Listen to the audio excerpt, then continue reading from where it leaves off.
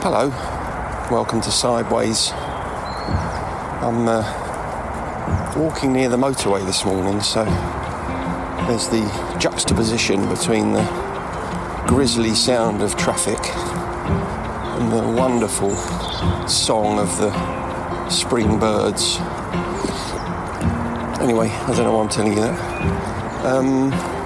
This week, what are we talking about?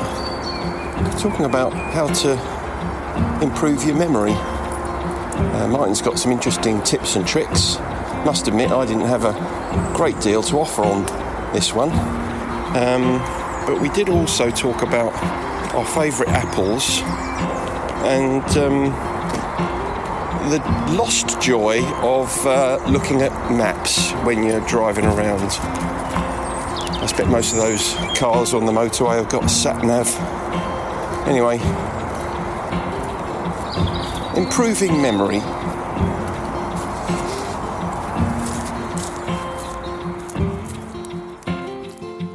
Good afternoon. Good afternoon. Sorry I'm late, I was eating an apple. Was it a nice one? Yeah, it was. It was a jazz apple. Was it? Yeah, you can't go wrong with a jazz, can you? Do you like a jazz? I do like a jazz. Do you? Yeah. Any of the... You prefer a russet, don't you? I do prefer a russet, but they're very seasonal, and so you can't get them very often. So, out of season, a jazz would be your apple of choice, would it? Yeah, it would. I think they're sold quite frequently in lots of supermarkets and stuff. So yeah, wherever you get your apples from, jazz seem to be a pretty much a staple diet. Where do you stand on a Braeburn? Yeah, I like all apples, really. Do you? Well, even Golden Delicious?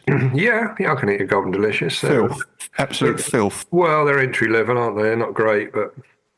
Yeah, they're apples for amateurs. They are, yeah.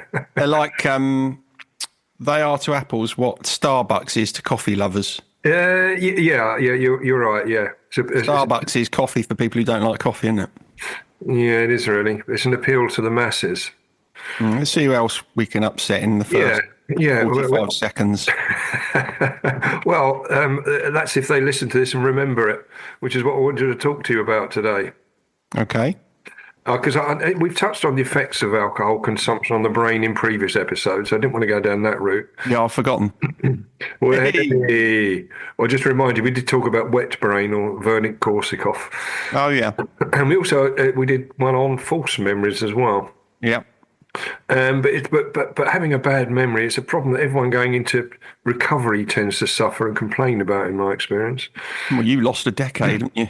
I did lose a decade, but that's something which gradually some of the pieces have fallen back into place. But it's memories going forward, really, which people find they're not really they're not in a position due to their substance abuse of retaining a great deal initially. But recovery naturally starts to repair cognitive strength. That's what I've found, and there's a lot that we can do to assist the process, which is what I wanted to look at today. Really, right, that's good. This will be informative for me then, because when I saw that you wanted to, when you sent me this message, said this is what you want to talk about, I thought I got nothing. Well, lucky I've done a bit of research. But before we start, there was there's an article I was reading, and I'll read some of it out because it struck me as quite funny, but I'll see how you find it, really. But Belgian festival goers, I don't know if you read it. Already like it. well, the Belgian festival goers, not the festivals you're thinking about here, but they're furious. They're furious after the government banned an ancient tradition which involves drinking from a goblet of wine containing live fish. Oh. Now, to put it into some sort of context, you're going to have to forgive me for the pronunciation of a couple of the town names here. I'm sure any of our listeners in Belgium would be appalled, but for over 600 years this has been going on, right? Yeah. in the town of Gerardsbergen. Okay, yeah. They celebrated the arrival of spring by hosting the Krakelingen Festival. Which is an annual celebration which involves costume parades, ancient rituals, and a series of bizarre local traditions. And apparently the centrepiece of the festival which, you know, remember, this began in 1413, so it's been going on for a long time. It involves local druids throwing ring-shaped bread crackers off the top of the historic Udenberg Hill following a full parade. So they start. The druid. Well, who doesn't like to do that once in a while? Well, I think an ancient druid. Every druid has the right to throw ring-shaped crackers about. I would have thought, but Have you ever thrown ring-shaped crackers about? I'm going to start. It sounds like it's good, but just before they commence with this tossing of the ring-shaped crackers, the druids drink wine from a goblet containing live fish swimming around. Right. But which have now been banned by the government under the new animal welfare law. So it's I'm all right with that. well, yeah. I mean, have you've never drunk a fish, have you?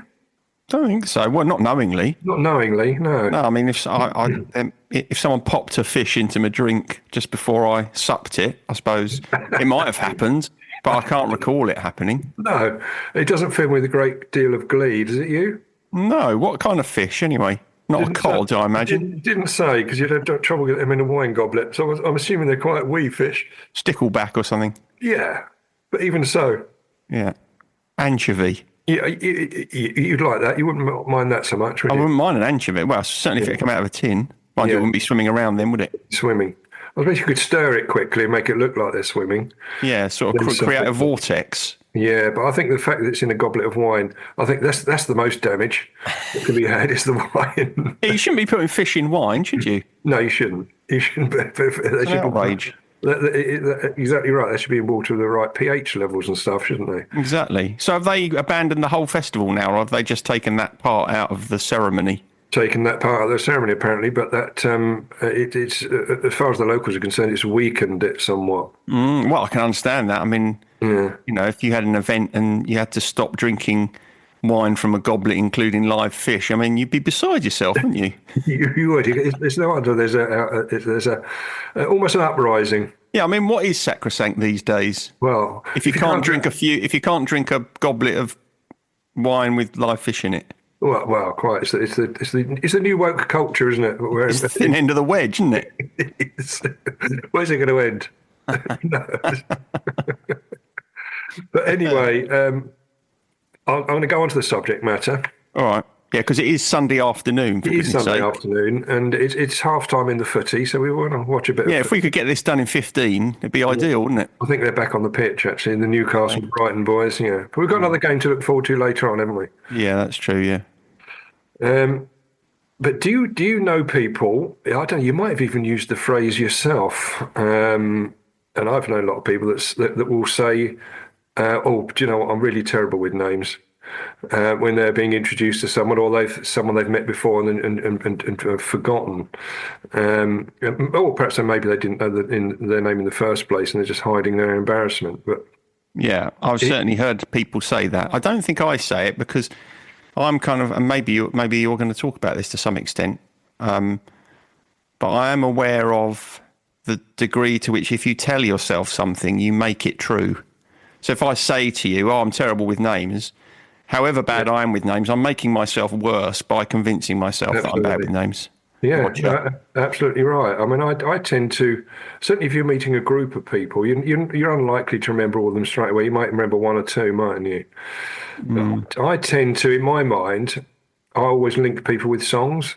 So, do you? Yeah, I seem to better remember remember their names. What song do you link me with? No, I haven't had to do that with you particularly.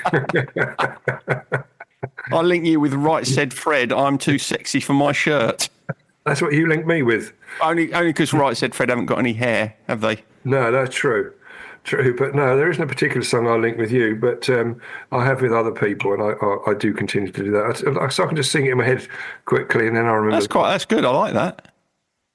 It helps me remember because, as you quite rightly said, I had a decade where memories were very patchy, and I wasn't really forming new memories. But and that has had a bit of a lasting effect. But I'm better at it now.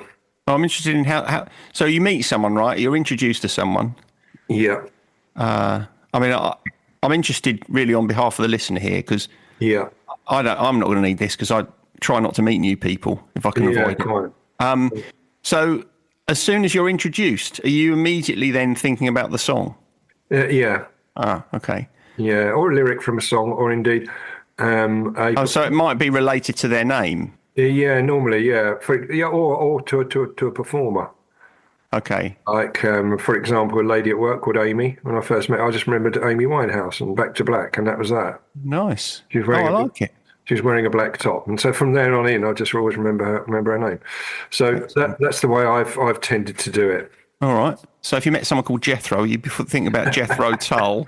So I try and use songs that I like. Otherwise, I'll take an instant dislike to the people if I choose a Jethro Tull song, which wouldn't be right. I don't want preconceived ideas. Just Yeah. my memory games. Yeah, I know what you're saying. But I looked up a few sort of tips for helping Yeah. things stick in your brain. And the first one, which is one that I do, I don't know if you have it's about establishing a routine, because I've always have a 4-point check before I leave the house. I don't know, I think most people have some sort of routine. No, they don't. Oh, right, okay. No. So mine was always phone, wallet, glasses, keys. So there's my 4-point plan. Okay. What about your emergency tenner? Oh, that's in my phone anyway. It's in my. Oh, okay, so if you've got your phone, you've got your emergency tenner. I've got my emergency tenner, but also in there these days I don't tend to carry a wallet anymore, because I've got a couple of cards in with my phone in the little wallet bit there. So I've just replaced the wallet bit with vape, so I can make sure I've got my vape. So my 4-point check is still intact, but it's just one of the items has changed. Right. So it's phone, vape. What is it again? Phone, wallet, glasses, keys was my initial one, but the same. Phone, wallet, glasses. But now it's phone, vape, glasses, keys. It is, yeah. Yeah. And so as long as I've got those, I know I'm all right. I'm not going to. I don't know. Have you ever recently left home without your wallet, without your phone, for example? No, I haven't done that for a long time, because, as you know, as we've discussed before, I don't tend to carry cards or a wallet or anything now. I pay by phone. As we found out recently when we were in Canterbury, and I was refused in a small shop. I wanted to buy some cough sweets. Yeah. I took them to the counter, and the bloke said, "Oh, you can only pay by card with a minimum of £2 spend." Yeah, crazy. Thought, well, you can keep your cherry cough sweets then. Your lockets can go back on the shelf. Thank you very much. And then you smugly offered to use some of your emergency cash, didn't you? I did. Yeah. It wasn't Which was kind of you, but I didn't want to give that particular shop my business anymore. No, you'd had the arse by then, and you didn't. I did have the arse. It doesn't take much for me to get the arse. I could see the fury in your eyes as we. No, I don't have a 4-point plan, but I'm sure there will be listeners that do. Yeah, so establishing a routine like that, I found is invaluable. No, I can certainly see the merit in that. Yeah. Yeah, it works for me. And the second point was eating more brain food. Now, this would be more up your street, I think, because there's a sort of list of foods that has been proven scientifically to help with your memory. Right. Especially ones that are filled with like antioxidants and vitamins. Right. So they recommend green tea. Yeah, I don't really like green tea. I do drink green tea, but I'm not a big fan. Yeah. Blueberries.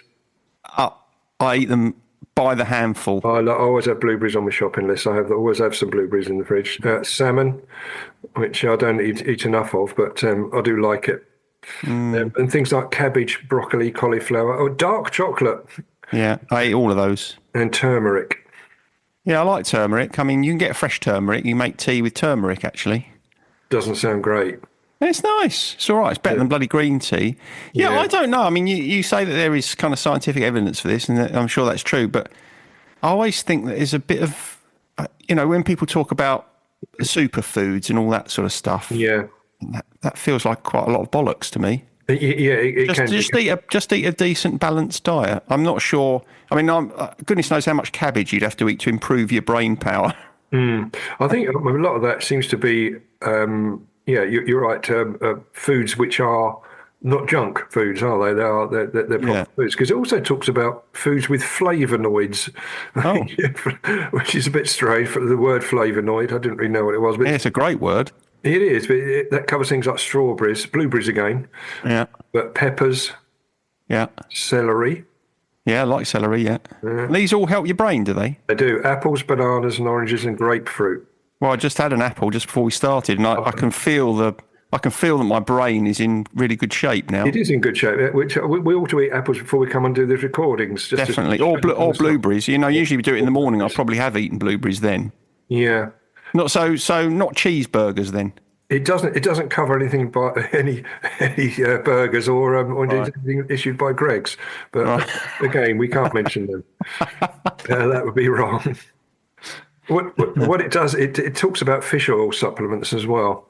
Now, I'm not a fan of supplements really. I'm not. No, because I was looking when I was doing my research. I did go onto the Holland and Barrett site about improving memory, and of course, it's just promoting all their own products, which again, lacked any real great evidence. But it may be there's some truth in it. I don't know. Maybe you should try some fish oil, and maybe you'd be able to sideline the association of people's names with songs. People's names with songs, but I quite like I like doing that with songs. Yeah, it's quite good. That's a good one. I like it. It is, and it also comes on to one of the other things about having creating stories in your mind. But I'll come on to that in a second, because the third point was getting more sleep. Now, I don't think you can't emphasise that strongly enough. I don't think, can you? Sleep. No, is so I don't think I could get more sleep because I probably wouldn't be up at all then. No. No, I mean it is. I mean it is tricky, and again, people coming into recovery, sleep patterns are all over the show, so it gets frustrating, and it gradually takes its time to work that out. But that can take several weeks, sometimes several months before a Do sleep. you feel like you get enough sleep? I do now, yeah. Well, what were you doing on WhatsApp at 1:30 this morning then? I think I'd woken up. Not wishing to sound like your mum, but No, I know, but that is a problem of keeping my phone on charge by my bed. yeah, you don't. If you're waking up at 1:30, you don't really going on your phone, do you? It bleeped, and I thought, wonder what the hell that is. You don't put your phone on silent in the night. No. What? No, Why? don't. I don't know why, because normally I sleep through it anyway. It's not normally a problem, but it did wake me this morning. Oh my God, that's outrageous. I mean, that's no. You want to put that on your 4-point plan? Well, that's not helping my memory, but it might help my sleep pattern. Yeah, which in turn would help your memory. I tend to get on all right with sleep. I must admit, never been a great problem. Well, it was when I was first in recovery, but now it's all good. So we know that sleep is vital. Yeah. The next one for improving memory was having a mental workout. It's like studying some sort of complex concepts, or I mean, for me, I like to do Sudoku. Yeah, and that sort of thing. So I like to do those sort of mental challenges, which I know you can feel it keeping you a bit sharper. It does help it. And when you can actually do some of the more complex quizzes like that or games, it can help. It makes remembering names a little bit easier anyway. I think it makes it a bit of a walk in the park. Trying to find them if you are mentally able to challenge yourself in that way. Yeah. So.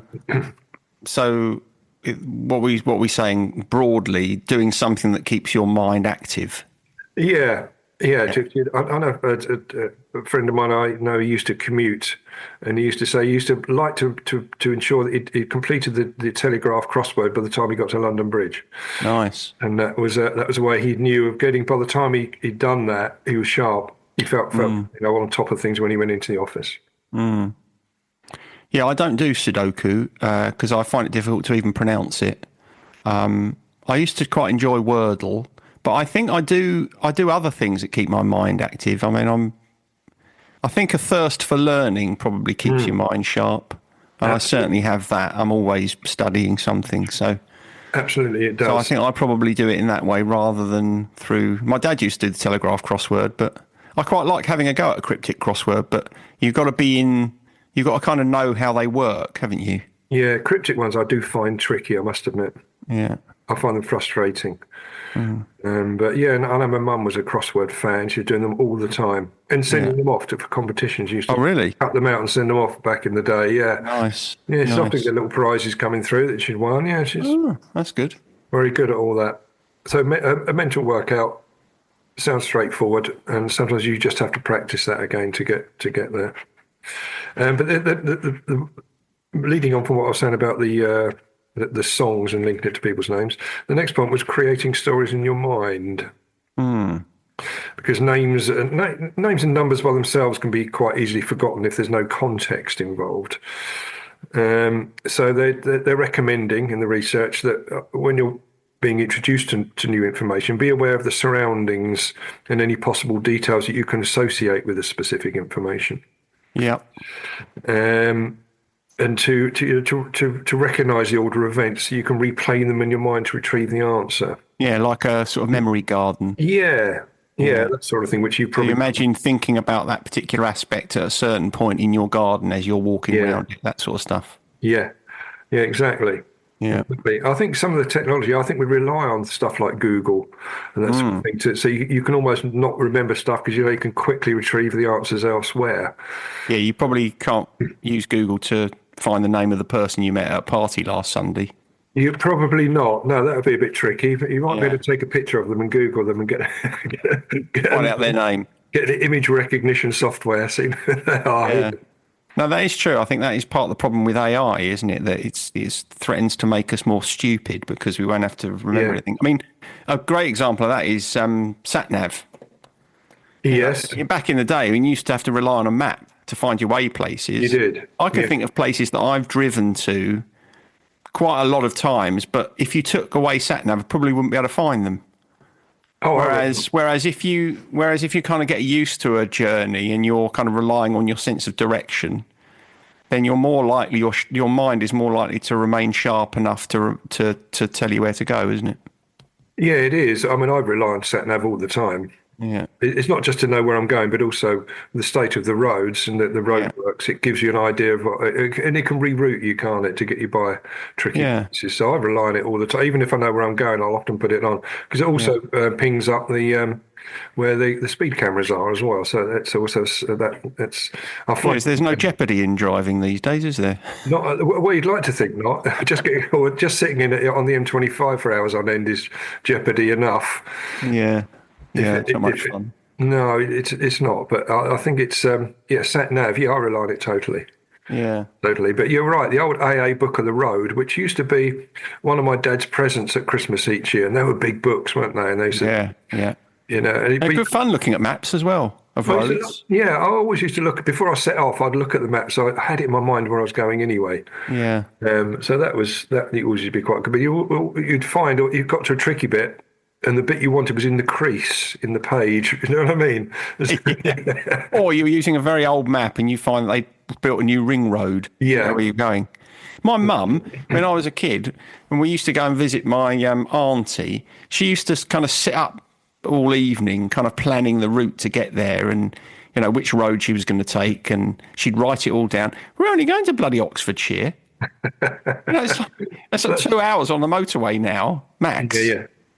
But she wouldn't go on a motorway. She'd want to go on all the A roads. It takes all flipping day to get to Oxfordshire. It's ridiculous. But I suppose it was for her, it was just a kind of different experience, wasn't it? It was.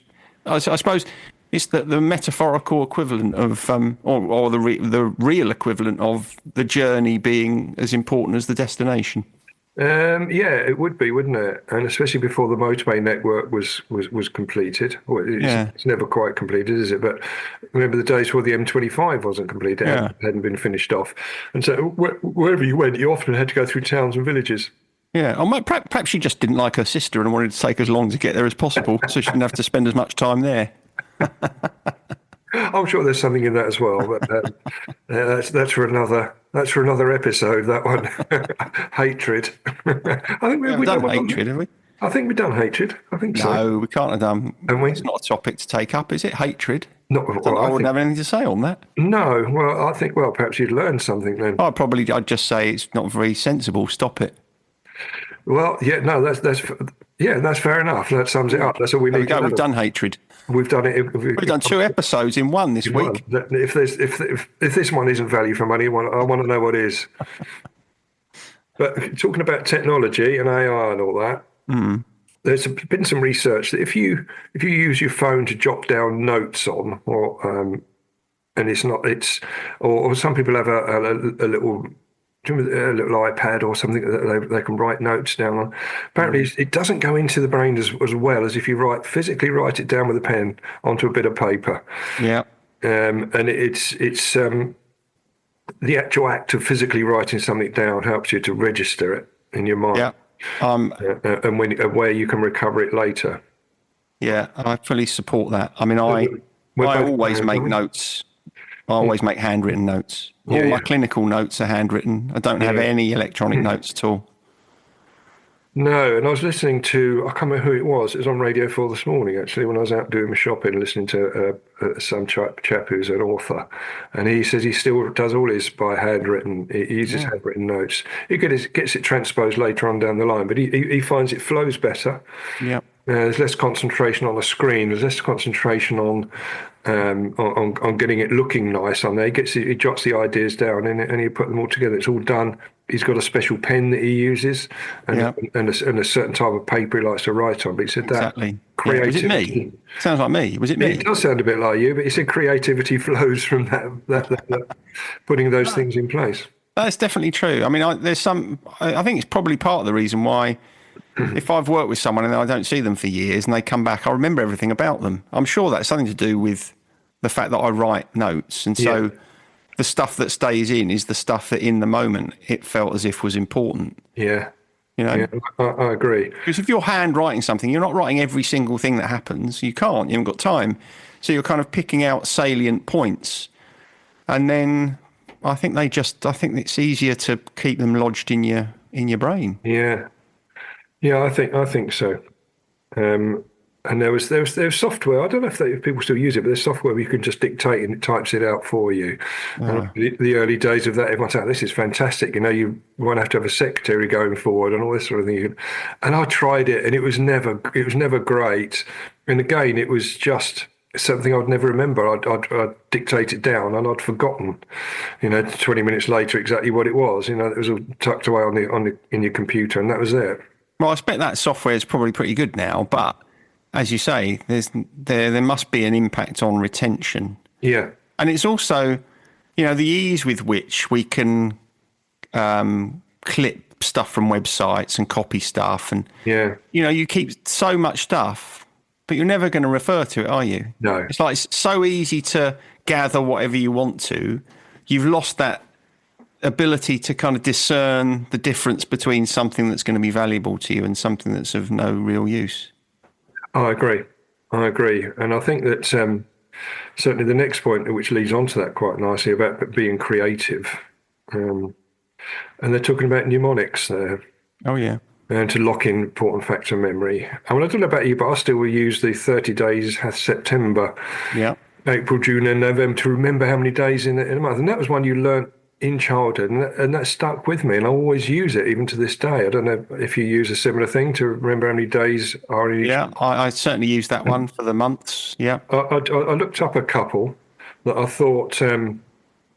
I just wondered if you've ever come across them, but there's a mnemonic I found for remembering planets, and the way from the nearest to the furthest from the sun. No, don't know that one. No, well, there's one that Pluto's out of Pluto's been relegated. It's not a proper planet anymore, is it? Isn't it? No, it's just a dwarf planet or something. It's not included in the planet in S. Oh, poor old Pluto. That's a shame, isn't it? I don't know what it's done to deserve it. Just wasn't big enough, or Yeah. But so without that, you remember the planets by. There's a mnemonic I found was called, which goes like this: "My very excellent mother just served us nachos." Right. So Very good. Yeah. Well, that would be quite something if my very excellent mother started serving us nachos, because she's been dead for 20 years. Well, quite, but you can do it in her honour. Yeah. Yeah. I've never known what the order of the planets is. No, I haven't. I'll probably remember that now. What's your other one? Let's like to think. Well, the next one is to help you learn the Great Lakes in order from the largest to the smallest. Right. Great. This is something I've always wanted. You've always wanted to know this. So I don't even know what the Great Lakes are, so this is going to probably help me. I am. Well, there's 5 of them, which is it's Superior, Huron, Michigan, Erie, and Ontario. This is something that comes up on Richard Osman's House of Games. Yeah. Or something like Pointless. Yeah. So to remember them in size of largest to smallest, you've got to remember that superheroes must eat oats. Right. Okay. So the superior. Can't remember what the H one is. Huron. Must, Michigan, Michigan, Erie, Erie, Ontario. Yeah, I'll probably forget that one because I can't think of a scenario in which I'm going to want to remember the Great Lakes. Unless you're in a quiz somewhere, yeah. Yeah, yeah. I see Moat Park Lake isn't on there anywhere. It's not. No, it didn't quite make it. You'd have to go along. You have to get a lot of lakes to get down to the size of the Moat Park Lake. That's for sure. You'd have to remember a lot. It'd be a hell of a mnemonic. And the only other one I looked at, which I quite liked, was the Wives of Henry VIII. Oh yeah. What's the mnemonic? The mnemonic is all boys should come home, please. All boys should what? Come home, please. Yeah. Okay. So all A is for Aragon, so Catherine of Aragon. Yeah.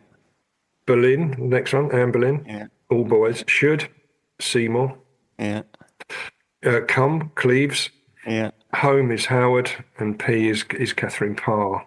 Lovely. All boys should come home, please. So remember that, because I always forget. I think always forget Howard and Parr. They're the ones that I least remember. I don't often think about the Wives of Henry VIII unless I'm reading one of Hilary Mantel's Wolf Hall trilogy. And then you need to know. In which case they're spoken about in there anyway. Well, not all of them. In order as well, I'm sure. But yeah, so mnemonics. So we remember those things. It's a great way to you can make them up yourself, obviously, if you wanted to. But it's I've found them useful over the years. Certainly when I was doing exams at school. Very good. Yeah. You learn them, don't you? Yeah. The last couple of pointers about helping to improve your memory. The next one is pay attention. Now, it seems quite straightforward, but they reckon the science dictates that the process takes about 8 seconds of focus attention on a specific item for it to sort of lock into your memory. So if you are concentrating on something, make sure you do it. It did recommend, said you can count eight alligators, or whatever word you use to signify a second. Right. But that would take me away from the moment if I was thinking that. I think, but yeah, I don't really. I'm trying to think of the context of this. How does this? Paying attention. What am I paying attention to that I would have to be considering the time I'm spending thinking about it? I mean, surely if you're thinking about something, you're thinking about it anyway. I don't really get that. Yeah, no, it is. Well, they're saying it's 8 seconds roughly it takes for it to burn in, because I think we can all. I don't know about you, but you can do stuff which doesn't go in. You can watch something mindlessly on TikTok or whatever, and it doesn't go in. But if you that's just as well, isn't it? Well, probably. If you concentrate on something for 8 seconds, you will remember it for much longer. Okay, I'll look out for opportunities to do that. Yeah, not many probably. But the last one, which is powerful when it comes across it in all sorts of ways, is exercise. Oh, well, I get plenty of that. Yeah, healthy body, obviously a healthy mind. Yeah. But exercise doesn't just make the work better. It gets the blood pumping. Actually, makes your brain work harder as well. So any sort of exercise. Any sort of exercise, yeah. Well, I've walked 7 kilometres today. How's that? Well, you've done well. Your brain's probably in tip-top order at the moment, which is why doing it later on in the day makes it slightly better, perhaps. After Do you think so? Do I appear sharper than I usually do? You do, and I feel sharper myself than I do first thing in the morning sometimes. Yeah. So that was really it. There's one or two other flimsy ones, but that's the ones I found. I thought came across in the different articles I was looking at and the different bits of research. Those are the ones that came out in all of the areas, all of the different. So if all of our listeners follow that advice, they should have excellent brains. It should start to improve. Your memory should start to improve. Even if you're in recovery and you're struggling a little bit with your memory. Well, these are things that you can start to get going, because if you can give your memory a bit of a nudge, or your memory retention a bit of a nudge in the right direction by using these things, especially eating healthily and exercise. Yeah, it's going to pay dividends, I'm sure. Well, I think I eat pretty healthily, and I certainly get a lot of exercise. So if my brain starts to deteriorate, I'm going to be coming after you. You promised me that if I ate properly and got exercise, my brain would be excellent. That's basically your subtext. I wasn't making any promises. I was just saying that this will help somewhat because you can't with age. Obviously, your memory is going to deteriorate somewhat, and obviously with certain health conditions, Oh, Alzheimer's, etc. oh. Obviously, you have struggled to improve your memory, but in most cases, you can do things to help it along its way. All right. Well, I don't really want Alzheimer's. I've seen that at close hand, and it's not much fun. It's not great, is it? No. So I'll do everything I can to try and protect my brain and my memory. Yeah. Whichever you want to do it. So that's All right, Michael. Thank you. Yay! That's quite good, isn't it? It went over my head at first. I thought, what's he talking about? Who's Michael? But I understand what you're trying to illustrate. Yeah, very good. Very witty. Thanks. So that's really about it. Okay, good.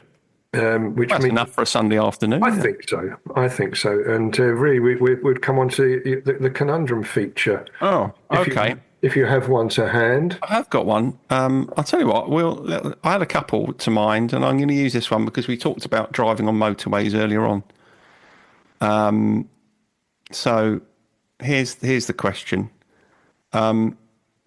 Is it okay to charge your children for driving them to the airport? Where do you stand on that? I'll tell you the reason I asked the question. Ask because my late father-in-law, always used to charge us if he took us to the airport when we were going on holiday to drop us off and stuff. He used to charge us for petrol. Did he? And on the one hand, I sort of think to myself, well, that's fair enough. I mean, he wouldn't have made that journey otherwise, would he? But then I could never imagine doing that myself, and I wonder where you stood on the subject. Absolutely not. No, you wouldn't. I wouldn't dream of it. I wouldn't dream of it. That strikes me as someone who's absolutely obsessed with money. You tend to find those people that would do that. I'm sure would fall into the category where money dominates their life. Where it's a disproportionate amount of time thinking about saving money down to the last few pennies. Well, I think it can also perhaps it can also be about kind of fairness, reasonableness. I don't know. Perhaps you're right. Perhaps it is about money, but I think perhaps it can also be about fair exchange. Yeah, but with your children, for God's sake, I mean, that's something that's taken for granted. You'd be looking after. Well, I don't know. Well, you say that, but then but I think that's a reflection of the way we think about our children. Yeah. I mean, I'd give my children money that I couldn't afford to give them. Well, I don't know if every parent would do that, and I'm not saying necessarily that that's right. It's just the way that I feel. I'd rather that my children had stuff than I did. Absolutely. I don't think everybody does feel like that. I'm sure they must do. No, they don't. I don't think they do. I mean, I sometimes think I would prioritise my children to the point at which it might be kind of self-destructive, and I can't really argue that that's healthier than someone who would always prioritise themselves to the detriment of their children. Yeah, no. Perhaps those people that do that, perhaps they'll draw up a sort of a list of the amount of food they've given them over the years and give them a bill. Yeah, a mnemonic, perhaps they could have for it, couldn't they? I don't know. I mean, that's different, though, isn't it? Because that's perhaps one could argue. I'm just playing devil's advocate here. One could argue that the provision of supplies of food is, part of what you sign up for as a parent. But do you necessarily sign up for driving them to Gatwick Airport for their holiday? I think you probably do, but I think perhaps when they get over 18, that's it. It stops. They're adult then, and they can find their own way. That's what I'm talking about. I'm talking about over 18. I mean, you wouldn't send under 18s on holiday on their own anyway, would you? No, not necessarily. No, but I'm just thinking if they could be over 18 and still in full-time education. So if your children are grown up and they've got children of their own, does that change the? I still wouldn't charge them. No, it's called doing people a favour, really, isn't it? And but then that springs from the heart, doesn't it? I mean, I think you and I would probably do that because we'd feel good about doing it. Well, quite. But I don't know if every parent would. All right. Well, I'd be interested to hear from I think some parents might think that's a pain in the arse. I don't want to do that, really. I'd rather spend the afternoon in the garden. Yeah, watching Homes Under the Hammer. Something as interesting as that. Anyway, yes. Well, anyway, you've made your views very clear on that. Yeah, So, good. Thank you. No problem at all. We'll move on to our gratitude list. All right. So I've got down on mine. Just I'm grateful for feeling better after another bout of COVID, which stopped us recording last week. Oh, yeah. Oh, yes, that's right. I was forgetting that you'd let the listeners down. I That's about the second time in about 3 months. Yeah, and I felt very poor. Yeah. Very poorly, I should say. Yeah. Well, I mean, I think all of our listeners felt very sad. So But missing out on our banter. exactly. The bants. Yeah, you were quite ill, weren't you? You said you felt as ill as you'd ever felt. Yeah, I did. I was going to come round and put some yellow stickers on stuff in case you popped your clogs. In case I didn't quite make it. Yeah. Yeah. Let's have a look, see if there's anything that took my fancy. I was approaching that state. Yeah. You pulled through, didn't you? I did pull through eventually. Yeah. Yeah. Oh, so I can understand you being grateful for feeling better from a bout of illness, because it's not fun, is it? No, I've still got a bit of a cough left over. I've probably got long COVID now or something, you know what I mean? Well, you are quite tall. Exactly. But I'm grateful for that. I'm always grateful to come out to survive at my age now. You know, you don't know. Will you last it? It's going to be your last. Yeah, you never know, do you? Never know. No, you don't. If it might be the kind of slow or fast decline into oblivion. Yeah, exactly. Yeah. Well, but thankfully it wasn't. I was also grateful for Maidstone United winning yesterday after coming from being 2-1 down to turn around to win 3-2. That's nice. Well, so you're having 2 this week, are you? Well, I just sneaked that one in, really. It's all right. Okay. Well, I'll have 2 then, in that case.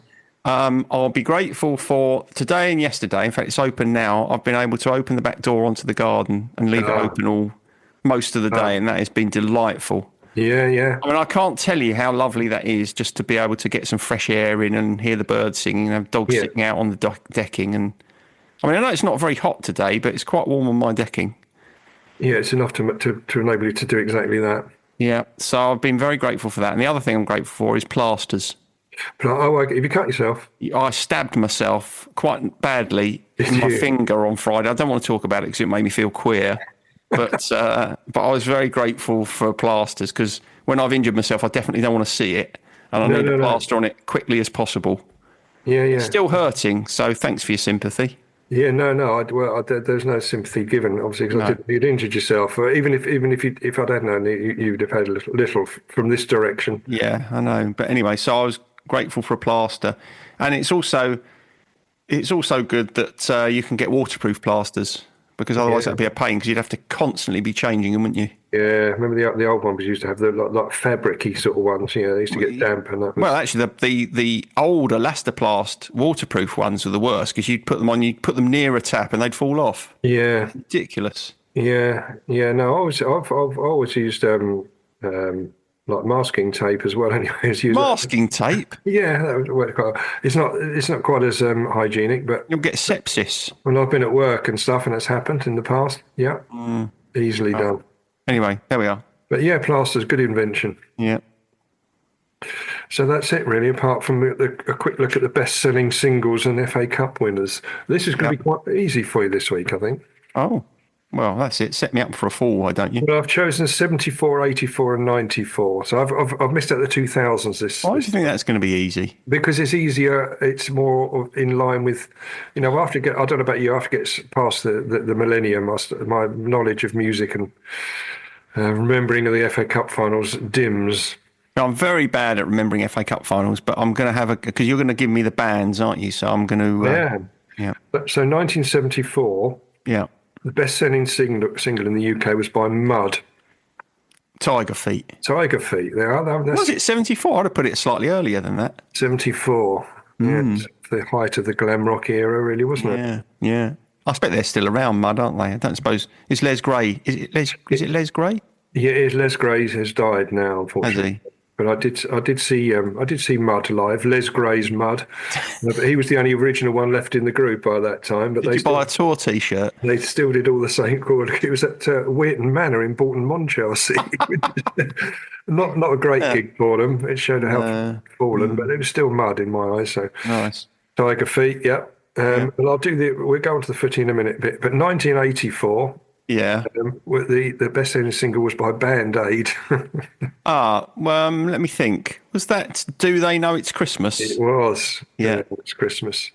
Yeah. And the 1994 Yeah. was by Wet, Wet, Wet. Oh, my God. It wasn't Love Is All Around, was it? It was, yes. That's one of my least favourite songs in the entire canon of popular music. Yeah, I hate it. it was just dragged through the mud. I mean, the original one was bad enough, really, but to have it at number one for like 16 or 17 weeks or whatever it was. Dreadful. Wasn't it? It must have been in a film. Was it in? It was in Love Actually, wasn't it? I think it was, yeah. Well, they did a God, I hate version that of it. song with an absolute passion. Yeah, I Actually, think if we do an episode on hatred, that's what I want to talk about. Oh, okay, the music you hate. Well, no, that particular That song. particular track, Yeah. that particular song. Along with Unchained Melody, which is another one that I can't stand. It's awful, isn't it? It is awful. So you got all three of those questions right? Yeah. Well, they weren't difficult, were they, to be honest? No, they weren't. As I said, it's got an easier version this week. Yeah. But the FA Cup finals, you might find that a bit trickier. Yeah, I'm going to find this difficult. I've just been thinking about 74. 74. I think I'd have been all right with, I'd have been all right with 75 and 76, but 74, was it, the two teams that are coming into my head are Newcastle and Liverpool. No, it's exactly right. Wow. And I think Liverpool might have won. They did, yeah. Good. Newcastle. I think it was 2-0. It was 3-0. But pretty good. Wow, that's quite impressive, even by my standards. I mean, Newcastle are at the moment on the TV, aren't they? And they were saying that they haven't won a domestic trophy since 1955. So No, they make West Ham look successful. they do, yeah, which is bizarre, isn't it? So 1984. Right, 84. Now, I'll give you a little clue. All right, yeah. There was a crying musician in the crowd at the end. A crying musician. Yeah. Wow, that's a clue, is it? Yeah, famous musician. The cameras panned across to him when he was booing. Oh, was it Watford? It was Watford, yes. Crikey, I wouldn't have got that. So 84 must have been Watford versus Arsenal. No, No. Liverpool. no. No. Someone. It was someone they played. It was. Yeah. Whoever they played, they beat them 1-0. No, it was Everton, and they beat Watford 2-0. Oh. I remember the Andy Gray goal. I remember that one that, and I think it was then when it panned to Elton John. Oh, so Elton was crying because they lost. Yeah, he was crying. Oh, I think, no, that's not a good look. No, it wasn't. I don't know if he's still chairman of Watford, but he was at the time, wasn't he? Yeah. Yeah. And then 1994. Were there any crying musicians in the crowd? I don't think there were. Can you think of any famous fans for either of the teams? Tim Lovejoy. Oh, yeah, I know who he is, but I don't know who he supports. Right, so 94, I'm going to go... was it Arsenal? No. Was it Manchester United? Yes, they're an old favourite, really, aren't they? Yeah. Right, Manchester United and Chelsea, I'm going to say. Yeah, that's it. Is that right? Yeah. And it was 2-1 to Manchester United. No, it's 4-0. That's what I meant. I meant 4-0. It was a trouncing, but you did pretty well this week. I thought I did all right, actually. You did? Yeah. I mean, for Sunday afternoon, well, mind you, my brain is sharp, obviously. Sharp, mate. You've had some blueberries for the lot. Yeah, I have had some blueberries. A little bit of mental, bit of expensive, exercise. though, blueberries, aren't they? They are. You can get the wonky ones in Aldi, which are different sizes and shapes. I like them. I want a firm blueberry. I don't like a mushy blueberry. No, I know what you mean. But I'll tell you what I really like about blueberries. Blueberries, they look as if they're not going to have a particularly distinct taste. Yeah. Blueberries really taste of blueberries, don't they? They do. They do taste of blueberries.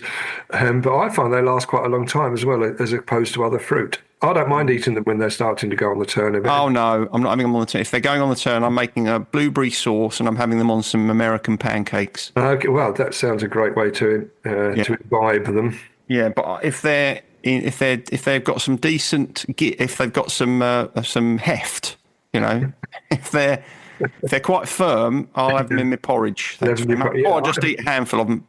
Daisy always has some for her breakfast as well. She likes blueberry. Nellie's not so keen. I like them in porridge. Absolutely, they're absolutely brilliant in porridge. Yeah. Great start to the day. Porridge, blueberries. You know, what go wrong. Porridge and blueberries, you're almost guaranteed to have a good brain day, aren't you? Your brain's going to just be swelling, won't it? You'd be Stephen Hawking by the time you get home from work. All right, and on that note, we'll call it a day. Yeah, I'm going to get back to the football now. Yeah, good work. All right. Laters, mate. Laters. Bye. Bye. Sideways was created by Graham Landy and Martin Pankhurst. If you want to read more about our work or sort through the extensive archive of past episodes, just visit grahamlandywellbeing.co.uk/sideways-podcast. You can follow us on Twitter or Facebook or Instagram at Sideways Podcast, and you can email us if you have a question or if there's something you'd like us to cover.